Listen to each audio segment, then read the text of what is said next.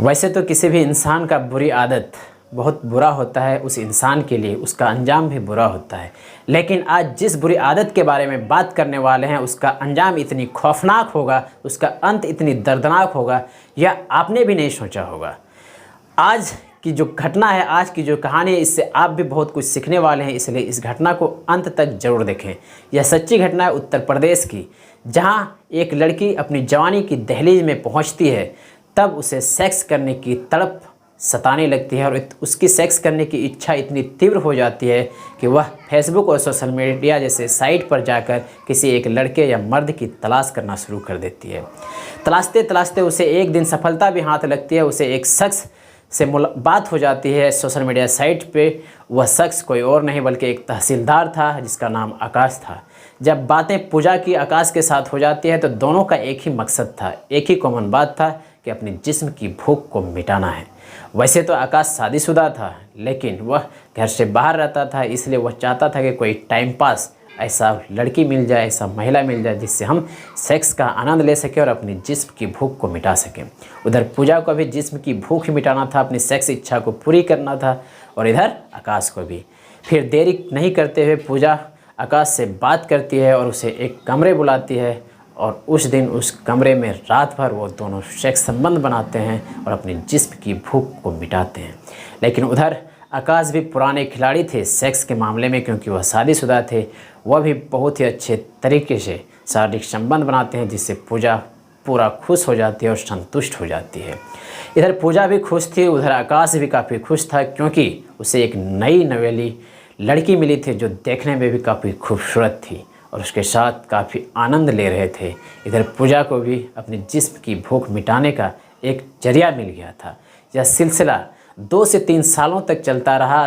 दोनों ने अपनी जवानी का और अपनी जोश को ठंडा करने का एक तरकीब ढूंढ लिया था कि दोनों जब भी मिलते शारीरिक संबंध बनाते, हर दिन इस तरह का कुकर्म करते, दुष्कर्म करते और काफ़ी मज़े ले रहे थे।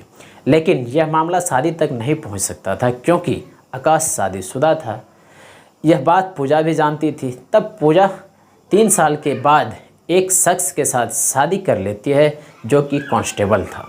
लेकिन वह कांस्टेबल से शादी तो कर लेती है, कुछ दिन ही बीतती है, उसे लगने लगता है कि मेरे पति जो कांस्टेबल है यह मुझे सेक्स संबंध में वो सुख नहीं दे पा रहा था, मेरी सेक्स और जिस्म की भूख को पूरी नहीं कर पा रहा है, इसलिए उसे बार बार आकाश की याद आ रही थी।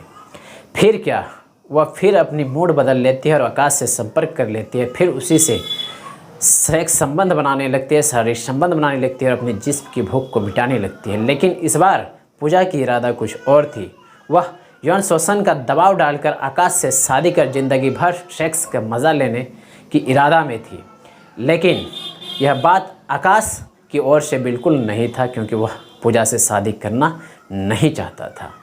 फिर क्या, पूजा अपने पति कांस्टेबल को तलाक भी दे देती है, क्योंकि उसे पूरा विश्वास हो जाता है कि मैं आकाश के ऊपर इतनी दबाव डाल दूंगी कि वह मुझसे शादी ज़रूर कर लेंगे। बार बार आकाश के पास फ़ोन करने लगती है और हमेशा परेशान करने लगती है।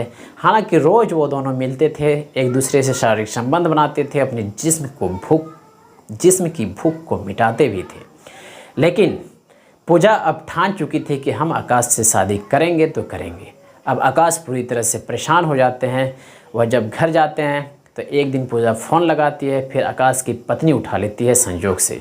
फिर उसकी पत्नी और पूजा में काफ़ी बहस हो जाती है। फिर क्या, तहसीलदार आकाश के पत्नी को भी यह बात पता चल जाती है कि मेरे पति आकाश का किसी और लड़की के साथ अवैध सेक्स संबंध है। फिर वह पूरी बात अपने पति से पूछती है, लेकिन पति कहते हैं कि ऐसी कोई बात नहीं है, वह ज़बरदस्ती दबाव डाल रही है। फिर क्या, आकाश मन ही मन सोचने लगता है कि अब मेरे पास कोई रास्ता नहीं है, अब बस एक ही रास्ता है कि पूजा को इस रास्ते से ही हटा दो। फिर वह अपनी पत्नी और एक शख्स जिसका नाम अमर था उसे अपने गैंग में शामिल कर लेता है और पूजा की हत्या का प्लान तैयार करने लगता है। फिर एक दिन पूजा से मीठी मीठी बात करके उसे एक कमरे बुलाती है अनजान जगह पर, और उसे सेक्स पावर बढ़ाने की गोली की जगह पर नींद की गोली खिला देते हैं, और वह कहते हैं कि यह सेक्स इच्छा को बढ़ाती है, इसलिए इसे खा लो। फिर क्या, पूजा वह गोली खा लेती है, उसे क्या पता, और वह बेहोश हो जाती है। फिर आकाश अमर को बुलाते हैं, फिर दोनों मिलकर पूजा की हत्या कर देती है और उसे नाली में फेंक देते हैं। जब पूजा दूसरे दिन अपनी ऑफिस नहीं पहुंचती है, तब उसके सहकर्मी उसकी खोजबीन करना शुरू कर देते हैं। लेकिन उसके दूसरे दिन पुलिस को एक लाश हाथ लगती है उस नाली में। फिर उस लाश की शिनाख्त करवाया जाता है, पहचान करवाया जाता है, तो पुलिस को पता चलता है कि वह शख्स किसी और का नहीं बल्कि पूजा की है। फिर पुलिस पूजा की फ़ोन की कॉल डिटेल निकालते हैं, तो पुलिस देखते हैं कि पूजा बार बार आकाश जो तहसीलदार था उससे बात किया करती थी और उससे संबंध में थी। पुलिस आकाश को गिरफ्तार करती है, उससे पूछताछ करना शुरू कर देती है। पुलिस जब आकाश से पूछताछ करते हैं तो पहले तो ना करते हैं, लेकिन पुलिस जब दबाव बनाते हैं तो आकाश पूरी बातें कबूल कर लेते हैं और वह यह बातें भी बता देते हैं कि मैंने ही अपने एक और शख्स और अपनी पत्नी के साथ मिलकर पूजा की हत्या कर दिया था, क्योंकि पूजा मुझ पर शादी करने की दबाव बना रही थी। फिर पुलिस आकाश, उसकी पत्नी और अमर को गिरफ्तार कर जेल भेज देते हैं। लेकिन यहाँ सबसे बड़ी बात यह है कि पूजा को इस तरह का करना कहाँ तक जायज़ है। वह अपने जिस्म की भूख मिटा रही थी, वो तो ठीक है, जब उसकी शादी एक अच्छे शख्स, अच्छे व्यक्ति से हो चुका था, जबकि वो कांस्टेबल था, उसे कहीं दुख नहीं होने वाला था ज़िंदगी में। लेकिन पूजा ने 2 मिनट की जिस्म की भूख के लिए फिर से आकाश से संपर्क कर यह आशा करते हुए कि हम उससे शादी ज़रूर कर लेंगे, यह दबाव बनाते हुए इतनी बड़ी कैसे सोच सकती है। आप पूजा के बारे में, इस घटना के बारे में क्या कहना चाहेंगे, अपनी राय कमेंट सेक्शन में ज़रूर दीजिएगा। और इसी तरह की कहानी और क्राइम अपडेट के लिए इस यूट्यूब चैनल को सब्सक्राइब कर लीजिएगा, ताकि इस तरह की अपडेट मिलते रहे। मिलते हैं किसी और कहानी में। धन्यवाद।